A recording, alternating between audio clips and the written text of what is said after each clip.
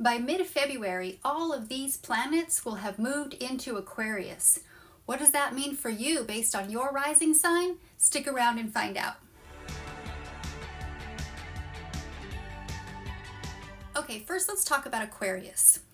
Aquarius is represented by the star, and this energy is of your hopes and dreams, your biggest aspirations. It's also about how you represent within the whole, within the collaborative group. This is you standing out in a crowd. It's what you bring to the table. What do you have to offer that can help further humanity, further the community, and bring your resource to the discussion? So this is the energy of Aquarius, and this is the energy that we're going to be in for the next 20 years with Pluto in Aquarius. And if you don't know what I'm talking about, I will put a link to my Pluto and You video, and this is where I discuss the movement of Pluto out of Capricorn and into Aquarius.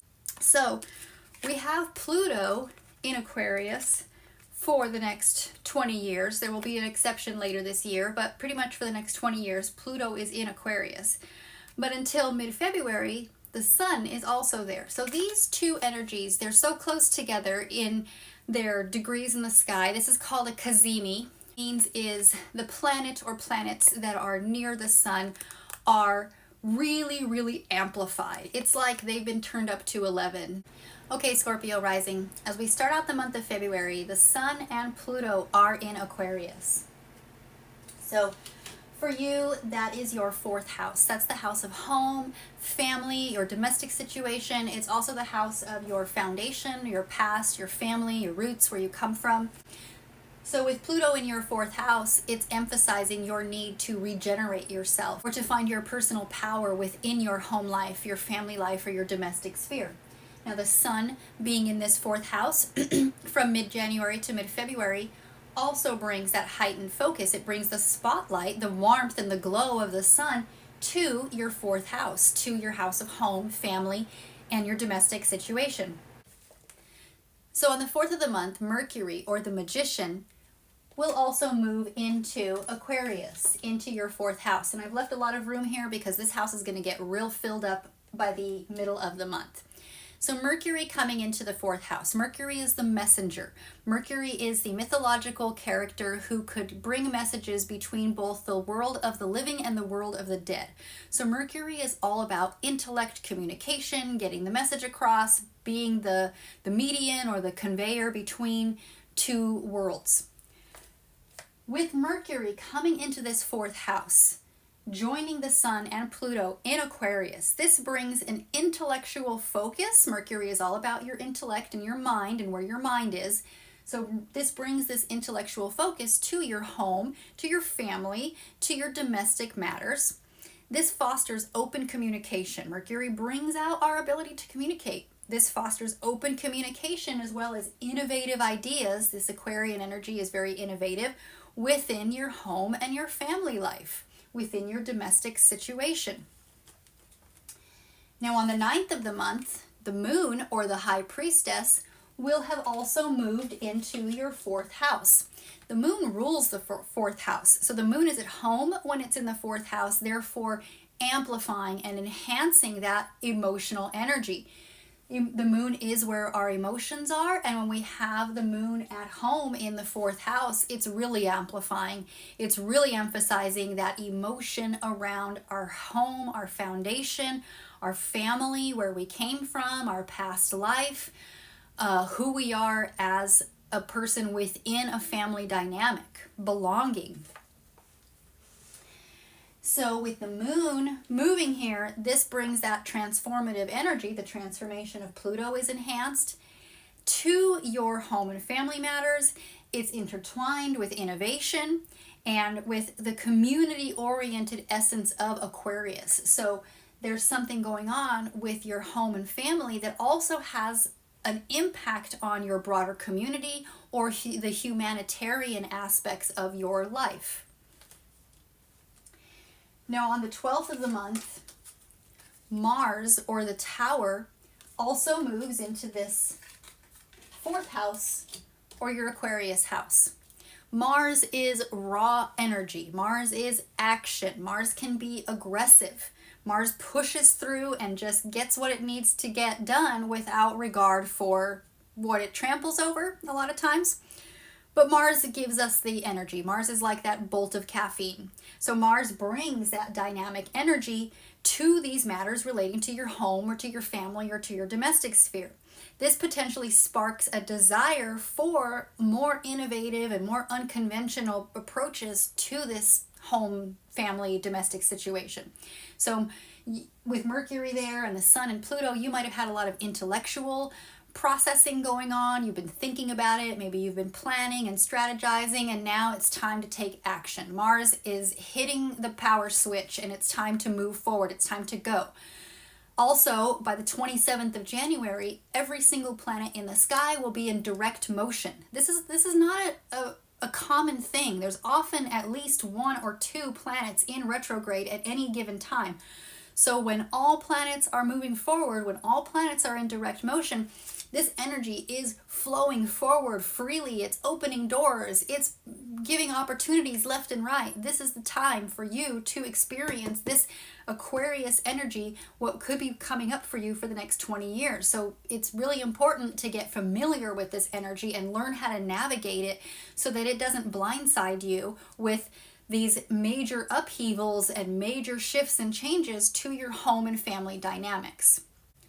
Now on the 16th of the month, Venus, or the energy of fertility, abundance, and growth, also joins this party. And there's so much going on here that I don't even have room to put this card. But this huge Aquarius party, now Venus comes in and joins the party. And Venus brings a period of harmonious social connections. Venus is harmony, love, beauty, values. Venus helps us to shine where we are worthy of it, where we're worth our shine. Venus helps you to see your self-worth and your personal value. And this brings this focus on unconventional or innovative expressions in your home and family, and you're beginning to value that unconventionality. You're beginning to see the value and to see how it values you by being unconventional, by being innovative, by being a little quirky, by being independent and standing out of the crowd. This is how you're going to achieve this major shift and major evolutionary growth within home and family. Now we're going to shift a little bit over here to Pisces, right next door. When we start out the month, both Saturn, or the world, and Neptune, or the hanged man, are in Pisces. And for you, Pisces is your 5th house.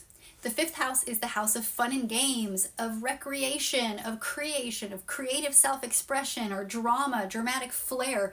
This is also the house of sex and procreation. So there is a childlike quality to the 5th house, and that childlike quality can be both you tapping into your childlike nature and tapping into that very youthful expression, but it can also be you connecting with children, or whether they're your own or someone else's, but somehow this energy of juvenile or youthful energy is impacting your life, is being highlighted by Saturn and Neptune at the moment. And it has been for a while, and they will be there until 2025. So this is probably not a new energy for you, but it's one that I haven't talked about so much in these videos. So Saturn in your 5th house in Pisces, Saturn is the disciplinarian. Saturn is an earth energy. It's very grounded and very task oriented. So Saturn in your 5th house, or your house of recreation, it's kind of a contradiction because the 5th house is the sun, and the 5th house just wants to shine in the warmth of the sun and have fun. And Saturn comes in and brings that heaviness of structure and discipline. So this period of Saturn in your 5th house until 2025 can bring discipline and structure to that self-expression, to your creative reevaluation, and it urges you to be more structured in your approach to these goals of personal pleasure and personal self-expression or dramatic flair. This is bringing the aspect of adulting into your creative expression. You need to be a little bit more structured, a little bit more disciplined, a little bit more focus on the attention to detail, and more grounded in your approach to your creative expression.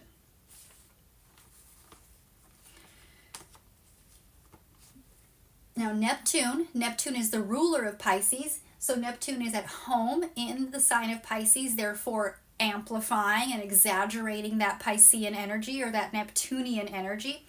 And this brings out that dreamy and creative influence to your self-expression.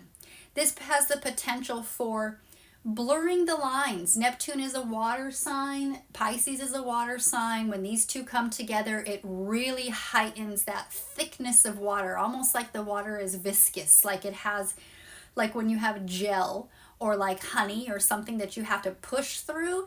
That's the feeling of Neptune in this fifth house. So maybe your ability to have fun and have recreation feels somewhat unattainable because you can't see it. It feels too dreamy or too fantasy, too fantastical.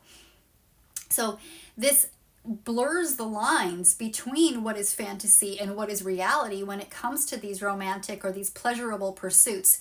So this is a time for you to really, Scorpio, go into any romantic or creative pursuit with eyes wide open, get those goggles out so that you can see through the water. You need to be able to see clearly so that you don't end up harming yourself potentially in the future by not creating the proper boundaries. So that's the challenge with these two planets in your fifth house, is really focusing on how you can create that structure, discipline, while also still being creative and romantic and having pleasure and fun. Now on the 18th of the month, the sun joins those planets in this house of creativity and recreation.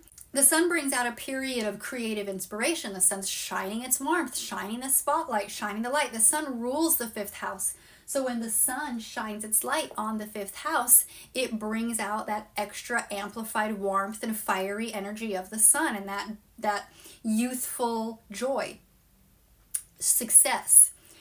This can also bring a period of emotional expression and a heightened focus on your joy and on your ability to self-express and your ability to feel joy, your ability to feel fun and recreation and have that, just that, the youthful joy that you had before the world started, cutting into you with its nastiness, like we all have experienced. So this is a time for you to tap into that childlike behavior, tap into your child self.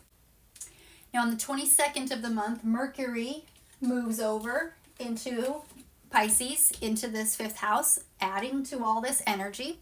Mercury enhances your creative and your imaginative communication, and it fosters this more intuitive and emotionally expressive way of showing off yourself, showing your creative expressions. So you're really bringing in much more energy to this creative self-expression. Now you're talking about it, you're thinking about it, it's on your mind, you're intellectually processing it.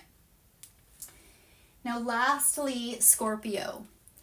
By the 24th of the month, the moon, or the high priestess, our intuition, our instinct, our emotions, has moved on all the way over here to Virgo. Virgo is the opposite of Pisces. So when we have the sun and the moon in opposition, that's a full moon. And that means the two luminaries, the sun and the moon, are both shining on their respective houses. So the sun, like we said, is shining its warmth, its double light, because it's at home in the fifth house. The sun is shining that warm glow on your creative expression. But the moon is showing up in, what about who you are in the community? What about how you collaborate and how you give back to the community? All this energy is focused on you, and in some way that can be somewhat selfish because all this attention is focused on just you as an individual, your individual self-expression. But you're feeling emotion about how you can use that creative self-expression to better humanity or to contribute in a collaborative way. In the 11th house. The 11th house is the house of social circles, of your social networks, of friendships, of group dynamics or organizations or collaborative energy. So this full moon, a full moon is a culmination of energy. It's a heightened of energy, of emotion. This heightens your emotional awareness, and it illuminates these tensions between your personal aspirations and your collective connectedness. You want to be able to show yourself individually, but you still want to be part of a group, and you still want to be feel like you're part of something much bigger than you. So Scorpio Rising, that's what I have for you this month. Thank you so much for watching. Please like and subscribe if you haven't already, and I will see you next time. Bye.